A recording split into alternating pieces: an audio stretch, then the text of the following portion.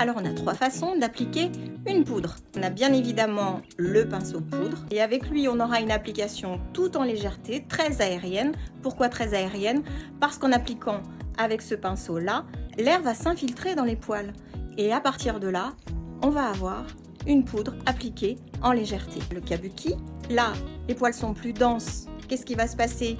On a moins d'air entre le produit et l'outil, forcément on aura plus de matière sur la peau. Si on veut masquer les petits défauts, là, il nous faut une éponge. Et là, il n'y a plus d'air du tout entre le produit et la peau. Ce qui va permettre au produit d'adhérer, de coller au plus près des petits défauts. J'ai choisi pour moi ces trois-là. Alors, je commence par la couleur la plus foncée. Ce sera Taffeta. Et là, je prends au pinceau poudre. Et j'en applique sur tout l'extérieur du visage.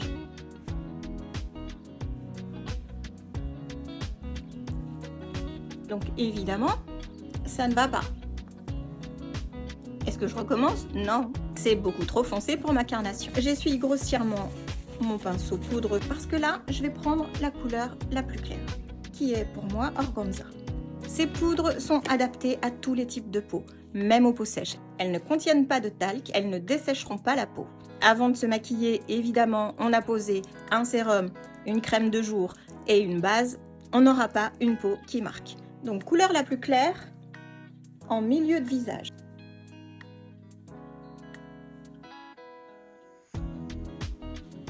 Et enfin, je prends la couleur entre les deux. Pour moi, ce sera Eyelet.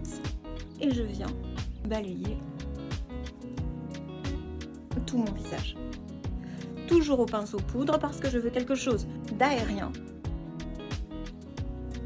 Vous pouvez en mettre plus ou moins. Et je repasse même sur les endroits foncés pour les fondre. Si je veux revenir sur mes petits défauts, je prends mon éponge et je tapote et j'applique sur mes taches, sur mes petits défauts. Cette poudre est parfaitement flottante, elle va gommer tous les petits défauts, flouter les pores et elle ne marquera pas les rides.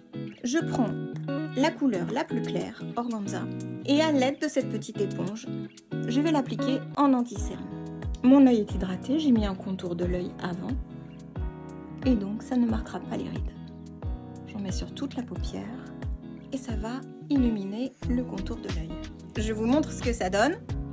Voilà, le teint est unifié, tout en légèreté, 3 poudres, une base illuminatrice, et le teint est terminé. Ces poudres ont servi à la toile de fond, elles ont servi de contour, la plus claire a servi d'anti-cerne et de manière à illuminer les zones que l'on veut illuminer. Le glow est quand même resté en transparence.